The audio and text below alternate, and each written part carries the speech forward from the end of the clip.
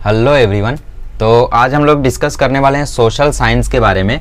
ठीक है, तो सोशल साइंस देखो बहुत ही ज़्यादा आसान है, इसमें स्कोर करना भी काफ़ी ज़्यादा आसान है, क्योंकि ये सोशल साइंस जो है ना यार, ये सिर्फ और सिर्फ बेस्ड है लर्निंग पर। ये बटा हुआ है दो पार्ट में, पहला पार्ट है हिस्ट्री और दूसरा पार्ट है ज्योग्राफी।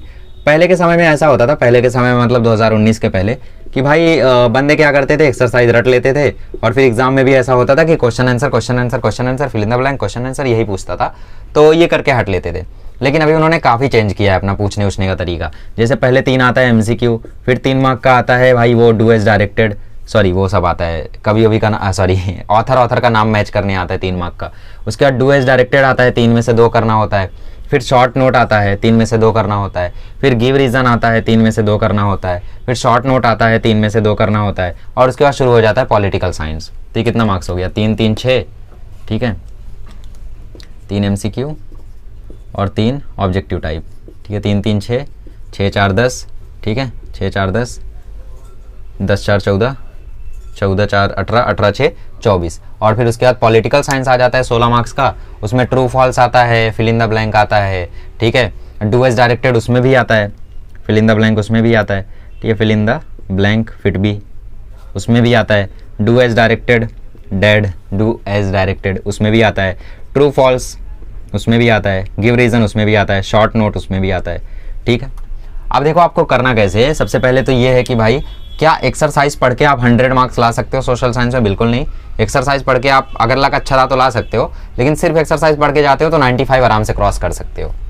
एग्जाम्पल तुम्हारे सामने 96 लाया मैंने, एक्सरसाइज पढ़ी थी सिर्फ। ज्योग्राफी की बात करें तो इसमें भी आपका 26 मार्क्स का ऑब्जेक्टिव है, सिर्फ 14 मार्क का यहाँ पे आपका लिखने का बात है, ठीक है। इसमें से भी ये बटा हुआ है 8 और 6 में, 6 और 8 में कह सकते हो, क्योंकि 6 मार्क का आता है गिव रीज़न, ठीक है, 4 में से 2 गिव रीज़न आपको करना होता है 6 मार्क्स के लिए, एक गिव रीज़न रहता है 3 मार्क्स का। ये 8 में आपको 3 में से 2 करना होता है, एक क्वेश्चन आपका 4 मार्क्स का रहता है, ठीक है। बाकी ये 26 मार्क्स जो है ये बटा हुआ है ऑब्जेक्टिव्स पे, मतलब फिल इन द ब्लैंक होगा, मैप सॉल्विंग होगा, ठीक है, ग्राफ होगा, ठीक है, इसके अलावा नॉर्मल ऑब्जेक्टिव टाइप क्वेश्चन होंगे, ठीक है, ये सब रहता है इसमें।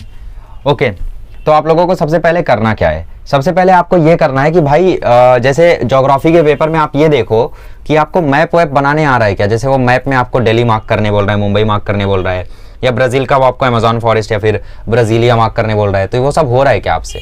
ये देखो आप सबसे पहले, मतलब सबसे पहले आप अपना मैप निपटाओ, ठीक है। अब आप लोग कमेंट करो, अगर मैंने डिस्क्रिप्शन में कुछ इंपॉर्टेंट लिंक्स नहीं डाली है तो मैंने बेसिकली मैप मार्किंग का वीडियो बना रखा है, मैंने ग्राफ एनालिसिस का वीडियो बना रखा है, मैंने ज्योग्राफी के कई सारे इंपॉर्टेंट वीडियोस बना रखे हैं। अगर मैंने उनके लिंक डिस्क्रिप्शन में नहीं दिए तो आप कमेंट करो, ठीक है, और मैं वो लिंक्स दे दूंगा, ठीक है। उसके अलावा देखो ग्राफ वगैरह ऑब्जेक्टिव वगैरह ऐसे क्वेश्चन जो आते हैं इनमें, इनका आंसर आप इजीली कर सकते हो, क्योंकि जो भी क्वेश्चन पूछता है एक तो आपको मैप में मार्क करने देता है, दूसरा आपको मैप देके उस पर क्वेश्चन पूछता है, ठीक है, मैप देके क्वेश्चन पूछता है, एक मैप में मार्क करने बोलता है, ठीक है। फिल इन द ब्लैंक आता है, ग्राफ एनालिसिस ये 6 मार्क का आता है, ऑब्जेक्टिव वगैरह भी आता है आपको, ठीक है। 1 सेंटेंस भी कभी कभी आ जाता है इसमें, बट ठीक है जैसा भी रहेगा, ठीक है। 1 सेंटेंस तो तभी कर पाओगे जब एक्सरसाइज सॉरी टेक्स्ट बुक के बीच का पढ़े रहो, ना कम चांस है कि कर पाओ, ठीक है।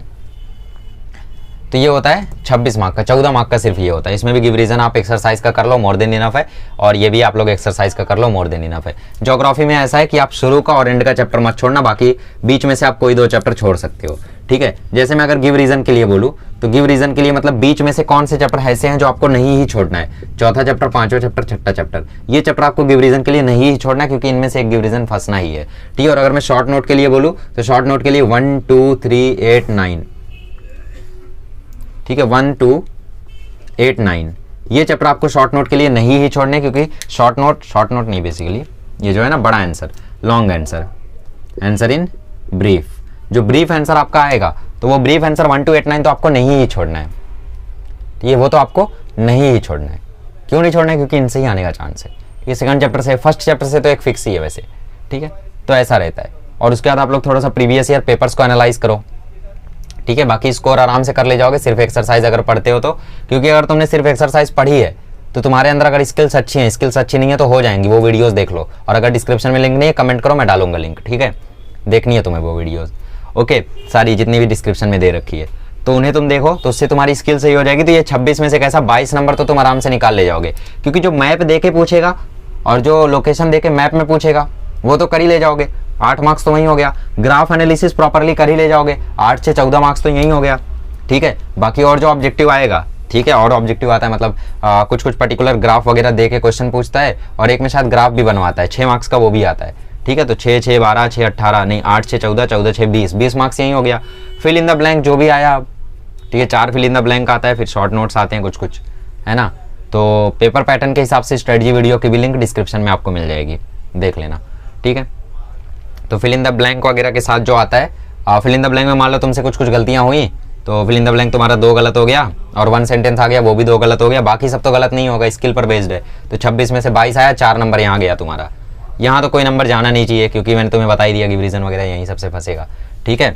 ये मैंने वो चैप्टर बताए हैं जो तुम्हें नहीं ही छोड़ना है, मतलब IMP चैप्टर मैंने एक तरीके से बताए हैं, ये नहीं बताया कि यही करके जाओ, ये नहीं बोला मैंने भाई। देखो गिव रीजन 3rd चैप्टर से भी आ सकता है, ठीक है, और शॉर्ट नोट्स इनसे, ओके, मतलब ब्रीफ आंसर उनसे। अब हिस्ट्री की बात करो तो हिस्ट्री में तुम्हारे नंबर्स अगर कहीं कटेंगे तो वो डैड में कटेंगे, डू एज डायरेक्टेड में, ठीक है। डू एज डायरेक्टेड अगर तुम्हें करना है तो इसके लिए एक ही रास्ता है, ठीक है। डू एज डायरेक्टेड का भी मैंने एक वीडियो अपलोड कर रखा है, उसकी भी लिंक दे दूंगा, बट उसमें मैंने यही बोला था कि आप लोगों को नॉनीट डाइजेस्ट, टारगेट डाइजेस्ट, मास्टर की यूनिक सॉल्यूशन, जितनी भी डाइजेस्ट अवेलेबल है, ठीक है, आपके दोस्तों के पास, आपके पास, उनसे सभी डू एज डायरेक्टेड आप एक पेज पे बना लो, ठीक है। पेज पे असाइनमेंट की तरह आप लोगों ने बना लो, ठीक है, ड्रॉ कर लो, और फिर उसके बाद उन्हीं में आप क्या करो, प्रैक्टिस करते चलो, तो आप लोगों को धीरे धीरे सारी प्रैक्टिस हो जाएगी। बाकी गिव रीजन में मार्क्स नहीं कटेगा, शॉर्ट नोट्स में नहीं कटेगा, लॉन्ग आंसर में भी नहीं कटेगा, क्योंकि ये सब 3 में से 2 करना है तो 2 तो एक्सरसाइज से आएगा ही, ऐसा कोई वो नहीं है, ठीक है। ट्रू और फॉल्स एक्सरसाइज से ही आएगा, गिव रीजन एक्सरसाइज से आएगा, शॉर्ट नोट्स में भी एक्सरसाइज से ही आएगा, शॉर्ट नोट्स नहीं बेसिकली ब्रीफ आंसर्स, ठीक है।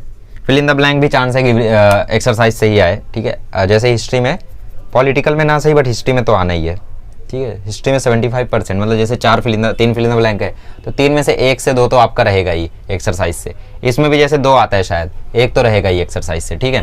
तो ऐसा कोई घबराने वाली बात नहीं है, हिस्ट्री का पेपर काफ़ी आसान जाएगा, ठीक है, ऐसा है। बाकी जो मैंने डिस्क्रिप्शन में वीडियोस दे रखा है उन्हें भी आप लोग एक बार देख लो, और जो मैंने दे रखा है how to score in 100 marks in social science according to paper pattern, वो वीडियो भी आप लोग एक बार देख लो। और बाकी हिस्ट्री की बात करें तो हिस्ट्री में भी कौन से चैप्टर हैं जो आपको नहीं छोड़ने हैं, 1 to 8 9। पॉलिटिकल साइंस में तो आपको सारे करने हैं, कोई भी छोड़ के मत जाना, सारे करने हैं आपको, सारे इंपॉर्टेंट है, तीसरा छोड़ सकते हो चाहिए तो, ठीक है, वरना करने तो सारे ही है, ओके।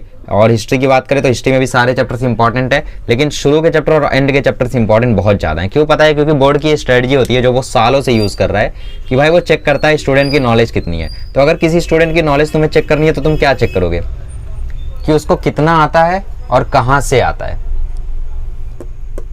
शुरू का चैप्टर एंड का चैप्टर, मतलब जैसे तुमने कोई काम करना शुरू किया तो लोग क्या देखते हैं, तुमने कितना किया, तो सीधा वो एंड चेक करते हैं ना, बीच में भी कहीं पर चेक करते हैं। तुमने बीच में कुछ घपला किया हो, रेयरली होता है कि घपला पकड़ा जाए, ऐसा बीच में कुछ किया रहे है ना, बट वो भी स्मार्ट हो रहे हैं अब। लेकिन फिर भी बोर्ड में ये स्टडी अभी तक चलती है कि वो क्वेश्चंस मेनली शुरू के चैप्टर और एंड के चैप्टर से ज़्यादा देते हैं। बीच के चैप्टर से वो क्या करते हैं ना, ज़्यादातर ये सब देते हैं, मैप, ग्राफ, ये सब, गिव रीजन यहाँ पे दे देंगे हिस्ट्री में, ठीक है। बाकी लॉन्ग आंसर्स हो गए, बाकी सारी चीज़ें हो गई, तो वो इन्हीं चैप्टर से देते हैं, ठीक है। फिर भी आप अगर मुझसे पूछोगे कि कुछ इंपॉर्टेंट चैप्टर्स आप बता ही दो, ठीक है, जिनको करके ही जाना है, तो मैं यही बोलूँगा 1, 2, 4 और 3rd चैप्टर से शॉर्ट नोट्स कर लेना, मराठी थिएटर वगैरह इसी में है ना, पता नहीं, ठीक है, 5 में है शायद, 5 में 1, 2, 5, 8, 9 और 7 भी कर लेना, टॉयज़ वाला, ठीक है। ये चैप्टर तो आपको नहीं छोड़ने, ये चैप्टर अगर आप करके जाते हो तो आप देखोगे क्वेश्चन तो फंसना ही फंसना है, ठीक है, ओके। हिस्ट्री में कोई 2 चैप्टर आप छोड़ सकते हो, और पॉलिटिकल में कोई 1 चैप्टर आप छोड़ सकते हो, ज्योग्राफी में कोई 2 चैप्टर आप छोड़ सकते हो। मिडल वाले छोड़ना हमेशा, और जब छोड़ना तो उनको ऑब्जेक्टिव कर लेना, गिव रीजन कर लेना, बड़े आंसर भले छोड़ देना, ठीक है, मतलब एक तरीके से कि नहीं ही छोड़ना है, ठीक है। चलिए अगले लेक्चर में मिलेंगे तो और स्टडीज कंटिन्यू करेंगे। चलिए मिलते हैं अगले लेक्चर में, थैंक यू सो मच।